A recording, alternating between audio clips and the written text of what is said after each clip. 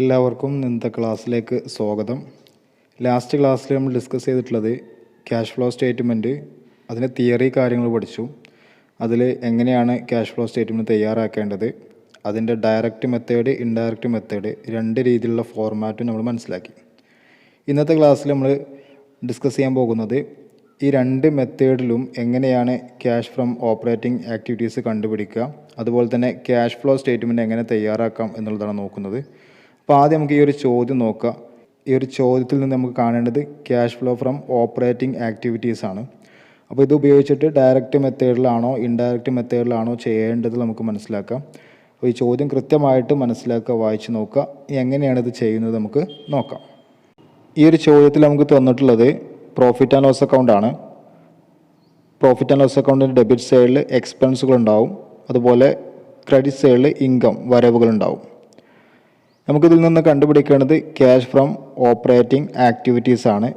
Cash from operating activities കണ്ടുപിടിക്കാൻ direct method ഉണ്ട്, indirect method ഉണ്ട്. ഈ ഒരു ചോദ്യത്തിൽ നിന്ന് ഏത് മെത്തേഡ് ഉപയോഗിച്ചിട്ടാണോ ചെയ്യാൻ പറ്റുക എന്നുള്ളത് നമുക്ക് നോക്കാം. അപ്പോൾ ഇതിൻ്റെ പ്രോബ്ലമാണ് ഇനി പറയുന്നത്, എങ്ങനെ ചെയ്യുന്നുള്ളത് നമുക്ക് നോക്കാം. ഓക്കെ, അപ്പോൾ ചോദ്യം നിങ്ങൾ കണ്ടിട്ടുണ്ട്.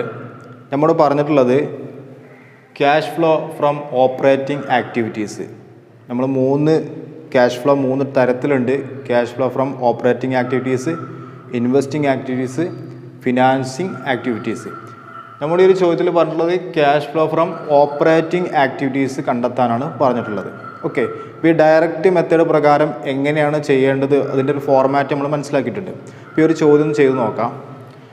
ആദ്യം നോക്കുക, ഓപ്പറേറ്റിംഗ് ക്യാഷ് റെസിപ്റ്റ്. ഈ ഒരു ചോദ്യത്തിൽ ഓപ്പറേറ്റിംഗ് ക്യാഷ് റെസിപ്റ്റ് ഏതൊക്കെയുണ്ടെന്ന് നോക്കാം. പ്രധാനമായിട്ടുള്ളത് ഓപ്പറേറ്റിംഗ് ക്യാഷ് റെസിപ്റ്റായിട്ട് ക്യാഷ് സെയിൽസ് ആണ്. ഈ ഒരു ക്വസ്റ്റ്യനിൽ തന്നിരിക്കുന്ന സെയിൽസ് എല്ലാം ക്യാഷ് സെയിൽസ് ആയിട്ട് നമ്മൾ അസ്യൂം ചെയ്യുന്നു. അങ്ങനെ ക്യാഷ് സെയിൽസ് ആയിട്ട് എടുത്തിട്ടുള്ളത് 20,20,000, 20,20,000. അത് നമ്മൾ ഈ ഒരു എമൗണ്ട് സൈഡിൽ എഴുതുന്നു. അതിനുശേഷം ബി എന്ന് പറഞ്ഞിട്ട് ഓപ്പറേറ്റിംഗ് ക്യാഷ് പേയ്മെൻറ്റ്. തന്നിരിക്കുന്ന ക്വസ്റ്റ്യനിൽ cash payment, operating cash payment, നമുക്ക് വേണ്ടത് ഓപ്പറേറ്റിംഗ് ക്യാഷ് റെസിപ്റ്റും ഓപ്പറേറ്റിംഗ് ക്യാഷ് പേയ്മെൻ്റ് ആണ്. അപ്പോൾ ഓപ്പറേറ്റിംഗ് ക്യാഷ് പേയ്മെൻറ്റ് ഏതൊക്കെയെന്ന് നോക്കാം. ഓപ്പറേറ്റിംഗ് ക്യാഷ് പേയ്മെൻറ്റ് ഒന്ന് ക്യാഷ് പർച്ചേസ് ഉണ്ട്, നമുക്കറിയാം പർച്ചേസ് എന്നുണ്ട് അല്ലേ. ക്യാഷ് പർച്ചേസ് 15,50,000, അത് നമ്മൾ ഈ ഒരു ഇന്നർ കോളത്തിൽ എഴുതി. പിന്നീട് വരുന്ന ക്യാഷ് പേയ്മെൻറ്റുകൾ ക്യാഷ് പെയ്ഡ് ഫോർ ഏതൊക്കെയെന്നുള്ളത് നമ്മൾ ഓരോന്നായിട്ട് എഴുതുന്നു. ഒന്ന് മാനുഫാക്ചറിങ് വേജസ്, ഉൽപ്പാദനവുമായി ബന്ധപ്പെട്ട വേജസ് 2,20,000 ഉണ്ട്. അടുത്തത് salaries 1,10,000. Then office expenses 40,000. Selling and distribution expenses 60,000. ഇത്രയാണ് ഓപ്പറേറ്റിംഗ് ക്യാഷ് പേയ്മെൻ്റ് ആയിട്ട് ഈ ഒരു ചോദ്യപ്രകാരം നമുക്കുള്ളത്. നമുക്കറിയാം ഈ ഒരു രീതിയിൽ ചെയ്യുമ്പോൾ non operating and non fund items അഥവാ depreciation, goodwill written off, preliminary expense written off തുടങ്ങിയ കാര്യങ്ങളൊന്നും ഇതിൽ പരിഗണിക്കുകയില്ല. അതുപോലെ തന്നെ അപ്രോപ്രിയേഷൻ, ട്രാൻസ്ഫർ ടു റിസർവ്, ഇത്തരത്തിലുള്ള കാര്യങ്ങളൊന്നും ഈ ഒരു മെത്തേഡ് പ്രകാരം നമ്മൾ പരിഗണിക്കുന്നില്ല. അതുകൊണ്ട് തന്നെ അതല്ലാത്ത മറ്റു ക്യാഷ് പേയ്മെൻറ്റുകളാണ് ഇവിടെ നമ്മൾ പരിഗണിച്ചിട്ടുള്ളത്.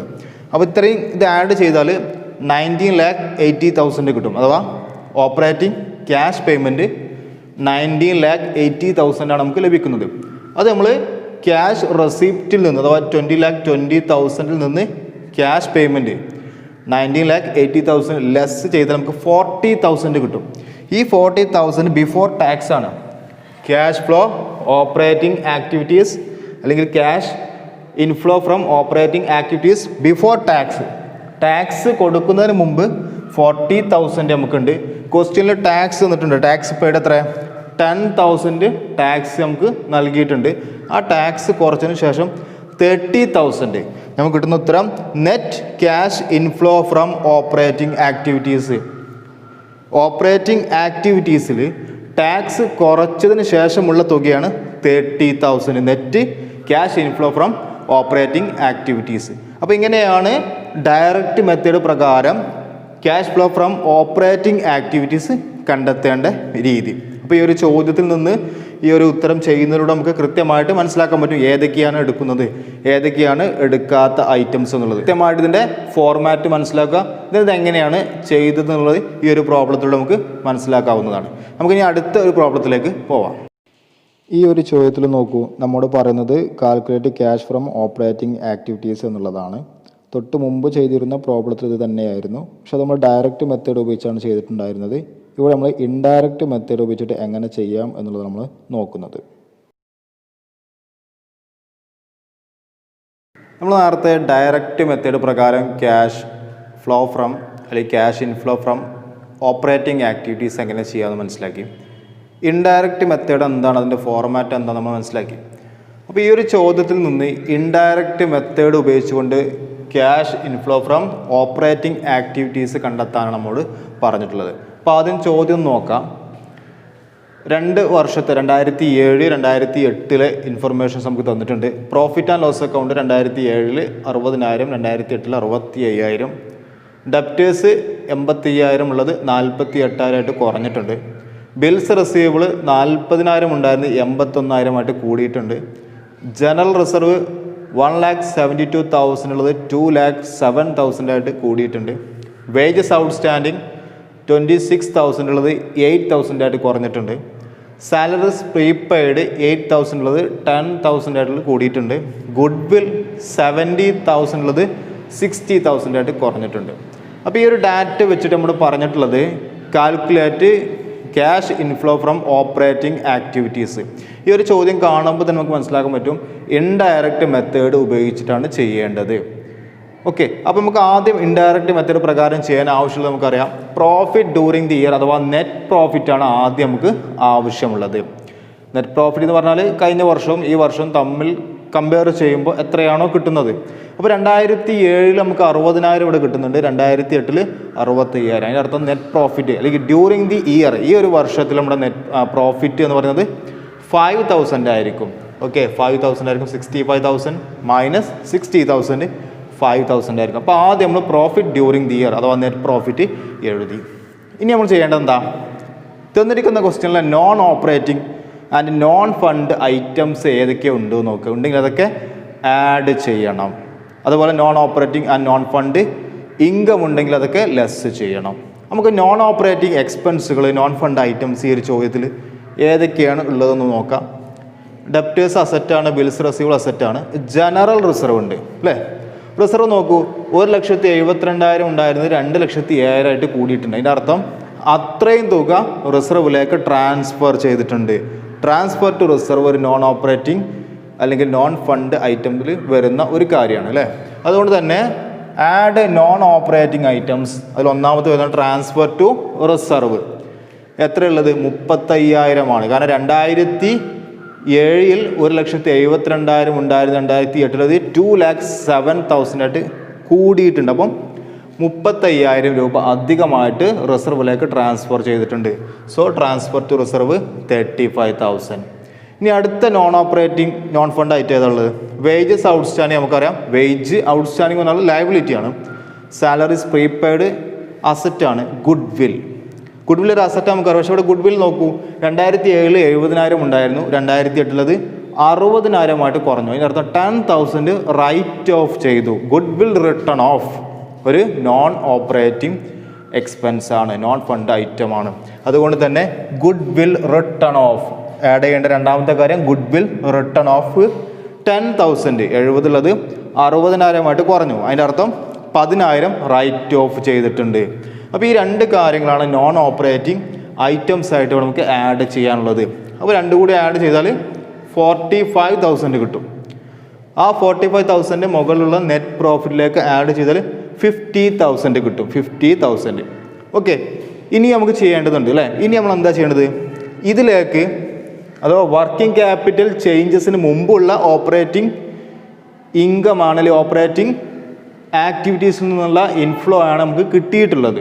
ഓക്കെ, അപ്പോൾ ഇനി വർക്കിംഗ് ക്യാപിറ്റൽ കൂടിയും അതിലേക്ക് വരുമ്പോൾ വർക്കിംഗ് ക്യാപിറ്റൽ ചേഞ്ചസ് കൂടി ഇതിനെ ബാധിക്കുമ്പോൾ നമുക്ക് യഥാർത്ഥ operating activities cash inflow from operating activities കിട്ടും. അപ്പോൾ നമ്മൾ ചെയ്യേണ്ടത് ഈ കിട്ടിയിരിക്കുന്ന ആൻസറിനോട് കൂടെ ആഡ് എന്തൊക്കെയാണ് ആഡ് ചെയ്യേണ്ടത്, ഡിക്രീസ് ഇൻ കറണ്ട് അസറ്റ്. തന്നിരിക്കുന്ന ക്വസ്റ്റ്യനിൽ ഡിക്രീസ് ഇൻ കറണ്ട് അസറ്റ് കുറഞ്ഞിട്ടുണ്ടെങ്കിൽ അതൊക്കെ ആഡ് ചെയ്യണം. അതുപോലെ ഇൻക്രീസ് ഇൻ കറന്റ് ലയബിലിറ്റി കൂടിയിട്ടുണ്ടെങ്കിൽ, അപ്പോൾ കറണ്ട് അസറ്റ് കുറഞ്ഞതും അതുപോലെ കറൻറ്റ് ലയബിലിറ്റി കൂടിയതും ഉണ്ടെങ്കിൽ അത് രണ്ടും ആഡ് ചെയ്യണം. അപ്പോൾ ആദ്യം നമുക്ക് ഡിക്രീസ് ഇൻ കറൻറ്റ് അസറ്റ് ഏതൊക്കെയാണ് നോക്കാം. ഡെപ്റ്റർ ഒരു കറൻറ്റ് അസറ്റ് ആണല്ലോ, 85,000 ഉണ്ടായിരുന്നു 48,000 കുറഞ്ഞു. സോ അത് ഡിക്രീസ് ഇൻ കറൻറ്റ് അസറ്റ് ആണ്. സോ നമ്മൾ ഡെപ്റ്റേഴ്സ് എന്ന് എഴുതിയിട്ട് 37,000 ഇവിടെ എഴുതും. ഇനി ഡിക്രീസ് ഇൻ കറൻറ്റ് അസറ്റ് വേറെ എന്തെങ്കിലും ഉണ്ടോ നോക്ക്. ഇനിയുള്ളത് ബിൽസ് റെസീവബിൾ ആണ്. അത് 40,000 ഉള്ളത് 81,000 കൂടിയിട്ടുണ്ട്. സോ അത് ഡിക്രീസ് അല്ല, ഇൻക്രീസ് ആണ്. ഇനി അടുത്ത് നോക്കൂ, വേജസ് ഔട്ട്സ്റ്റാൻഡിങ് അതൊരു ലയബിലിറ്റി ആണ്. ദെൻ സാലറീസ് പ്രീപെയ്ഡ് അസറ്റാണ്, പക്ഷേ 8,000 ഉള്ളത് 10,000 കൂടിയേക്കാണ്. ദെൻ ഗുഡ് വിൽ നമ്മൾ ആൾറെഡി എടുത്തു. അപ്പോൾ വേറെ ഡിക്രീസ് ഇൻ കറൻറ്റ് അസറ്റ് ഒന്നുമില്ല. അതുകൊണ്ട് നമ്മൾ നേരിട്ടത് 37,000 ഈ ഒരു ഔട്ടർ കോളത്തിലോട്ട് എഴുതിയത്. ഇനി നോക്കേണ്ടത് ആഡ് ചെയ്യുന്നത് ഇൻക്രീസ് ഇൻ കറൻറ്റ് ലയബിലിറ്റി ആണ്. ഇത് തന്നിരിക്കുന്ന ക്വസ്റ്റ്യനിൽ കറൻറ്റ് ലയബിലിറ്റി വേജസ് ഔട്ട്സ്റ്റാൻഡിങ് ഉണ്ട്, പക്ഷെ അത് ഡിക്രീസ് ആണ്. അതുപോലെ തന്നെ വേറെ കറൻറ്റ് ലയബിലിറ്റി ഒന്നും ക്വസ്റ്റ്യനിലില്ല. അതുകൊണ്ട് ഇൻക്രീസ് ഇൻ കറൻറ്റ് ലയബിലിറ്റി എന്ന് പറഞ്ഞിട്ട് ഈ ഒരു ക്വസ്റ്റ്യനിൽ വേറെ ഒന്നും ഇല്ലാത്തതുകൊണ്ട് നമുക്ക് ആകെ ഉള്ളത് ഒരു ഡിക്രീസ് ഇൻ കറൻറ്റ് അസറ്റിലെ ഡെപ്റ്റേഴ്സ് മാത്രമാണ്. അതുകൊണ്ട് നേരിട്ടത് ഔട്ടർ കോളത്തിലോട്ട് എഴുതി. അങ്ങനെ വരുമ്പോൾ നമുക്ക് 87,000 ആണ് കിട്ടുന്നത്. അഥവാ മുകളിലുള്ള 50,000 37,000 ആഡ് ചെയ്താൽ 87,000. ഇനി ലെസ്, ഇതിൽ നിന്ന് എന്താ ലെസ് ചെയ്യേണ്ടത്? Increase in current asset and decrease in current liability. തന്നിരിക്കുന്ന ക്വസ്റ്റ്യനിൽ ഇൻക്രീസ് ഇൻ കറൻറ്റ് അസറ്റ് ഉണ്ടെങ്കിൽ അതൊക്കെ ലെസ് ചെയ്യണം, ഡിക്രീസ് ഇൻ കറൻറ്റ് ലയബിലിറ്റി ഉണ്ടെങ്കിൽ അതൊക്കെ ലെസ് ചെയ്യണം. അപ്പോൾ ആദ്യം നമുക്ക് ഇൻക്രീസ് ഇൻ കറൻറ്റ് അസറ്റ് നോക്കാം. ഈ ഡെപ്റ്റർ നമ്മൾ ആൾറെഡി എടുത്തു. ഇനി ബിൽസ് റെസീവബിൾ നോക്കൂ. 40,000 ഉണ്ടായിരുന്നു 81,000 കൂടി. അത് ഇൻക്രീസ് ആണ് അല്ലേ? കറൻറ്റ് അസറ്റ് ആണോ ബിൽസ് റെസീവബിൾ? ഇൻക്രീസ് ആണ്. എത്ര കൂടി? 40 ഉള്ളത് 81 എന്ന് പറയുമ്പോൾ 41,000. So bills receivable 41,000. ഇവിടെ ഇന്നർ കോളത്തിൽ എഴുതാനുള്ള കാരണം നമുക്കറിയാം, ഒന്നിലധികം ഐറ്റം ഉണ്ടാകുമ്പോൾ നമ്മൾ ഇന്നർ കോളത്തിൽ എഴുതിയിട്ട് തന്നെ ടോട്ടലാണ് ഔട്ടർ കോളത്തിലേക്ക് എഴുതാം. So 41,000 bills receivable. ഇനി എന്തെങ്കിലും ഇൻക്രീസ് ഇൻ കറൻറ്റ് അസറ്റ് നോക്കൂ. പിന്നെ കറൻറ്റ് അസറ്റിലുള്ള സാലറി പ്രീപെയ്ഡ് ആണ്. സാലറീസ് പ്രീപെയ്ഡ് അത് 8,000 ഉള്ളത് 10,000 കൂടിയിട്ടുണ്ട് അല്ലേ? അപ്പോൾ അതും ഇൻക്രീസ് ഇൻ കറൻറ്റ് അസറ്റ് ആണ്. So salary prepaid 2,000. ക്ലിയർ? ഇനി എന്താ ഉള്ളത്? വേറെ current asset increase in current asset ഉണ്ടോ? ഇല്ല. വേറെ ഇൻക്രീസ് ഇൻ കറൻറ്റ് അസറ്റ് ക്വസ്റ്റ്യനിലില്ല. ഇനി നോക്കുക, ഡിക്രീസ് ഇൻ കറൻറ്റ് ലയബിലിറ്റി ഉണ്ടോ നോക്കുക. Decrease in current liability. ഇനി എടുക്കാതെ ഒരു ഒറ്റ ഐറ്റം മാത്രമേ ബാക്കിയുള്ളൂ, വേജസ് ഔട്ട്സ്റ്റാൻഡിങ്. ഔട്ട്സ്റ്റാൻഡിങ് വേജസ് ഒരു കറൻറ്റ് ലയബിലിറ്റി ആണല്ലോ.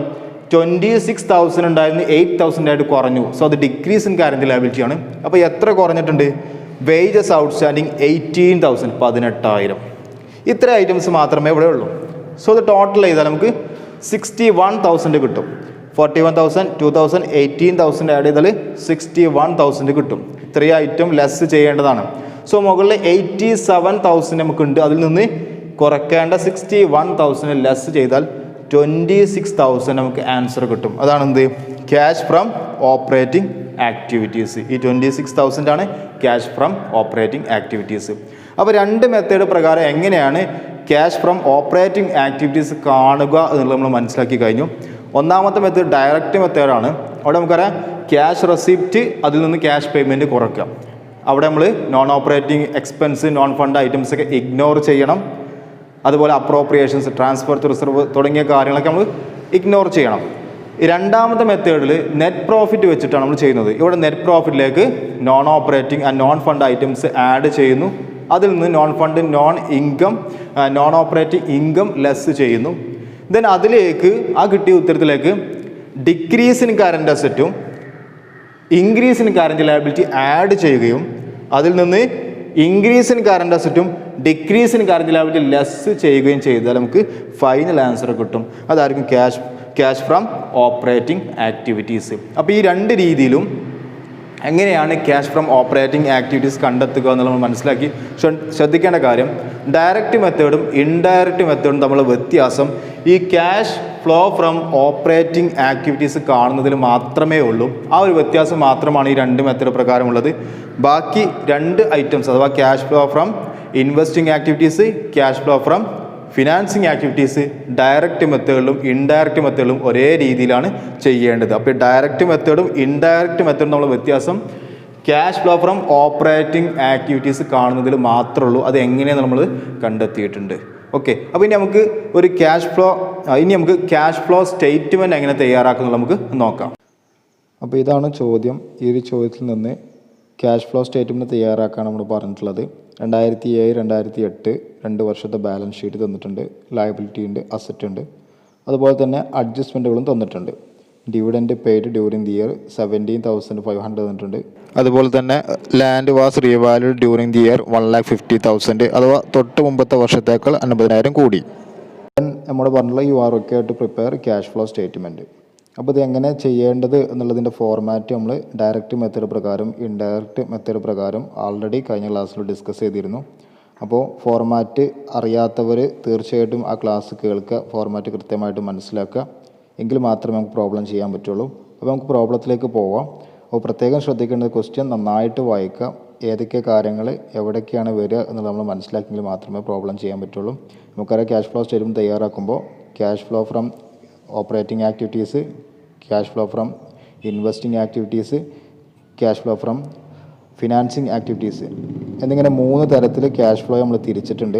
അപ്പോൾ അത് ഏതൊക്കെയാണ്, അതിൽ വരുന്ന കാര്യങ്ങൾ എന്തൊക്കെയാണെന്നുള്ളത് കൃത്യമായിട്ട് കഴിഞ്ഞ ക്ലാസ്സിൽ നമ്മൾ വിവരിച്ചിട്ടുണ്ട്. അപ്പോൾ ആ ക്ലാസ് കാണാത്തവരുണ്ടെങ്കിൽ തീർച്ചയായിട്ടും കണ്ട് മനസ്സിലാക്കുക, എങ്കിൽ മാത്രമേ പ്രോബ്ലം ചെയ്യാൻ പറ്റുകയുള്ളൂ. അപ്പോൾ നമുക്കിത് എങ്ങനെയാണ് പ്രോബ്ലത്തിലോട്ട് ചെയ്യുക എന്നുള്ളത് നമുക്ക് നോക്കാം. ഓക്കെ, നമ്മോട് പറഞ്ഞിട്ടുള്ളത് ഈ ഒരു തന്നിരിക്കുന്ന ചോദ്യം നിങ്ങൾ കണ്ടിട്ടുണ്ട്. നമ്മോട് പറഞ്ഞിട്ടുള്ളത് ആ ഒരു ചോദ്യത്തിൽ നിന്ന് ക്യാഷ് ഫ്ലോ സ്റ്റേറ്റ്മെൻറ്റ് തയ്യാറാക്കാനാണ് പറഞ്ഞിട്ടുള്ളത്, സാധാരണ എക്സാമിന് ചോദിക്കുന്ന രൂപത്തിലുള്ള. അപ്പോൾ എങ്ങനെയാണ് ഈ തന്നിരിക്കുന്ന ചോദ്യത്തിൽ നിന്ന് ക്യാഷ് ഫ്ലോ സ്റ്റേറ്റ്മെൻറ്റ് തയ്യാറാക്കാം എന്നുള്ളത് നമുക്ക് നോക്കാം. അതിൻ്റെ ഫോർമാറ്റ് നമുക്കറിയാം. Cash flow statement particular 2 amount column. ഈ ഒരു ചോദ്യത്തിൽ നിന്ന് നമുക്ക് മനസ്സിലാക്കാൻ പറ്റും ഇൻഡയറക്റ്റ് മെത്തേഡ് ഉപയോഗിച്ചിട്ടാണ് ഇത് ചെയ്യേണ്ടത് എന്നുള്ളത്. കാരണം അതിനുള്ള ഇൻഫോർമേഷനാണ് നമുക്ക് തന്നിട്ടുള്ളത്. അപ്പോൾ ഇൻഡയറക്റ്റ് മെത്തേഡ് പ്രകാരം ആദ്യം cash flow from operating activities കാണാൻ നമുക്കറിയാം നെറ്റ് പ്രോഫിറ്റ് വേണം. ആ ഒരു തന്നിരിക്കുന്ന ബാലൻസ് ഷീറ്റിൽ നിന്ന് പ്രോഫിറ്റ് ആൻഡ് ലോസ് അക്കൗണ്ടിൻ്റെ 2 വർഷത്തെ എമൗണ്ട് താരതമ്യം ചെയ്യുമ്പോൾ നമുക്ക് നെറ്റ് പ്രോഫിറ്റ് കിട്ടുന്നുണ്ട്. സോ NP നെറ്റ് പ്രോഫിറ്റ് 2,400 നമ്മളിവിടെ എഴുതുന്നു.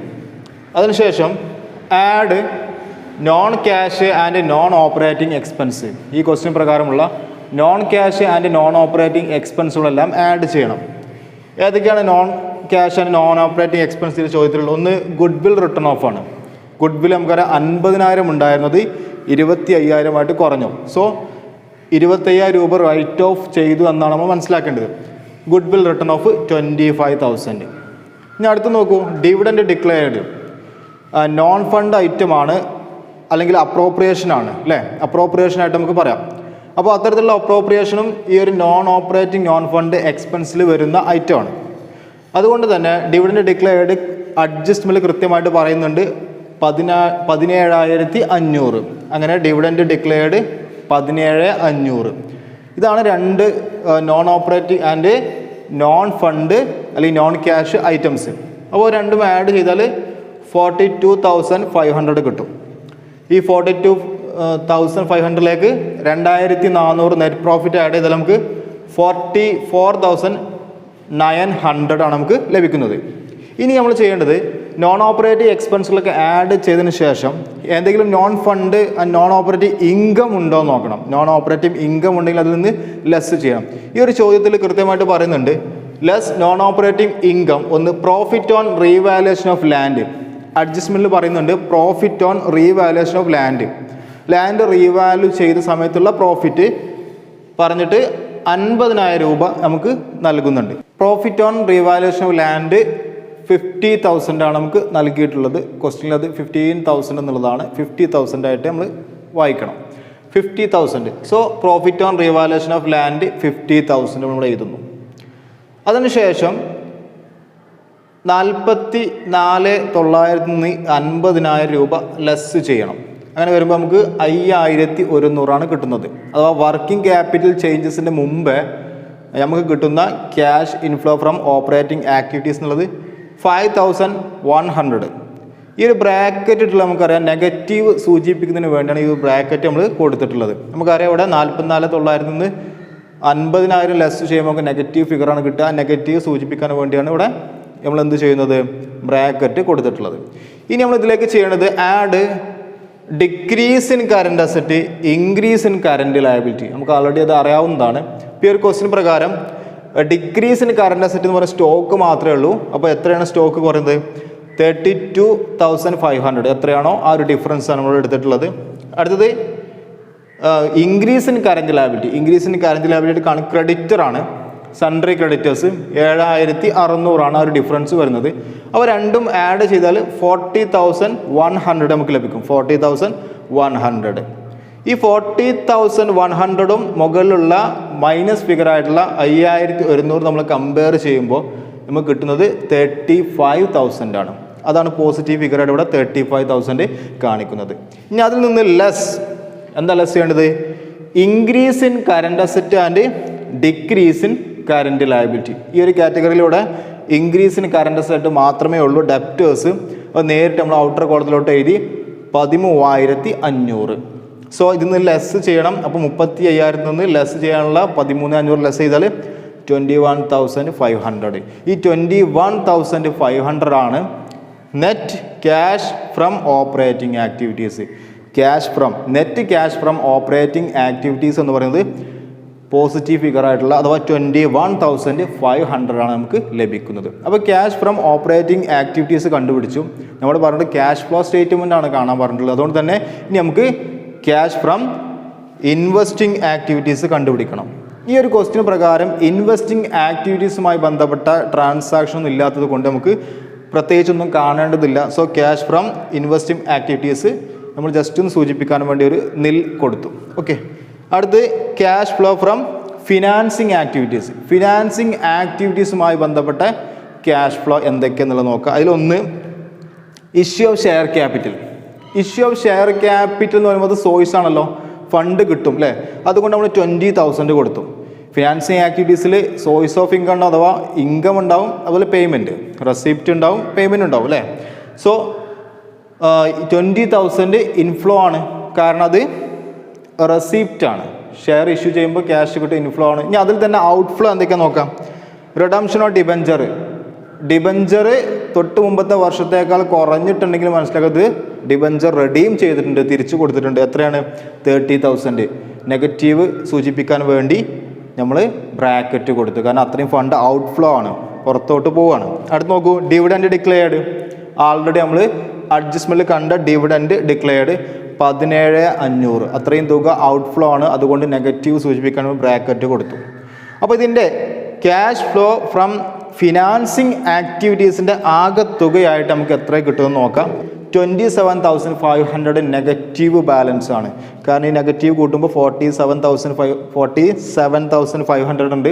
അതിൽ നിന്ന് 20,000 പോയാൽ ബാക്കി 27,500 നെഗറ്റീവ് ഫിഗറാണ്. അപ്പോൾ ഫിനാൻസിങ് ആക്ടിവിറ്റീസിൻ്റെ ബാലൻസ് എന്ന് പറയുന്നത് നെഗറ്റീവ് 27,500. ഇനി നോക്കൂ, ഇൻവെസ്റ്റിംഗ് ആക്ടിവിറ്റീസിൽ നമുക്ക് ഒന്നുമില്ല.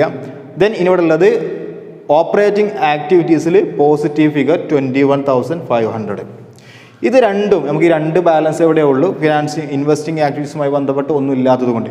ഇത് രണ്ടും കമ്പയർ ചെയ്യുമ്പോൾ 27,500ഉം 21,500 കമ്പയർ ചെയ്യുമ്പോൾ കിട്ടുന്ന ഉത്തരം 6,000. നെഗറ്റീവ് ഫിഗർ 6,000 ആയിരിക്കും. കാരണം നെഗറ്റീവ് 27,500 ഉണ്ട്, പോസിറ്റീവ് 21,500 ഉള്ളൂ.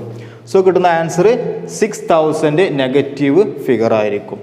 ഓക്കെ, അതാണ് ഇവിടെ കിട്ടുന്നത്. Net decrease in cash and cash equivalent. Net decrease in cash and cash equivalent negative 6,000. ഇനി അതിലേക്ക് എന്ത് ആഡ് ചെയ്യണം? Add cash and cash equivalent at the ബിഗിനിങ്ങിൽ ക്യാഷ് ആൻഡ് ക്യാഷ് ഈക്വലൻ്റ് എത്രയുണ്ടോ, ക്യാഷ് ആൻഡ് ക്യാഷ് ഈക്വലൻ്റ് പറഞ്ഞാൽ ഒന്ന് cash, മറ്റൊന്ന് cash equivalent ഏതൊക്കെ ഐറ്റംസ് നമ്മൾ പറഞ്ഞിട്ടുണ്ട്. ഇവിടെ ടെമ്പററി ഇൻവെസ്റ്റ്മെൻറ്റ് ക്യാഷ് ഈക്വലൻ്റ് ആയിട്ടാണ് ട്രീറ്റ് ചെയ്യുന്നത്. സോ ആ ക്യാഷിൻ്റെ ഓപ്പണിംഗ് ബാലൻസും ക്യാഷ് അഥവാ ടെമ്പററി ഇൻവെസ്റ്റ്മെൻറ്റിൻ്റെ ഓപ്പണിംഗ് ബാലൻസ് ആഡ് ചെയ്താൽ നമുക്ക് 45,000 കിട്ടും. നമുക്ക് net decrease in cash and cash equivalent എന്ന് പറഞ്ഞിട്ട് 6,000 കിട്ടിയിട്ടുണ്ട്. ഓപ്പണിംഗ് ഡേറ്റിലുള്ള cash and cash equivalent at the opening ഡേറ്റിലുള്ള 45,000ഉം ഈ ഒരു മൈനസ് ഫിഗർ ആയിട്ടുള്ള 6,000ഉം തമ്മിൽ കമ്പയർ ചെയ്താൽ 39,000 നമുക്ക് കിട്ടും. അതാണ് cash and cash equivalent at the end എന്ന് പറയുന്നത്, 39,000. ഇത് ശരിയാണോ എന്ന് നോക്കാൻ വേണ്ടി തന്നിരിക്കുന്ന ക്വസ്റ്റ്യനിൽ അഥവാ ബാലൻസ് ഷീറ്റിലെ ക്യാഷിൻ്റെ ക്ലോസിംഗ് ബാലൻസും ടെമ്പററി ഇൻവെസ്റ്റ്മെൻറ്റിൻ്റെ അഥവാ ക്യാഷ് ഈക്വലൻ്റിൻ്റെ ക്ലോസിംഗ് ബാലൻസും പരസ്പരം കൂട്ടി നോക്കിക്കഴിഞ്ഞാൽ നമുക്ക് 39,000 കിട്ടും.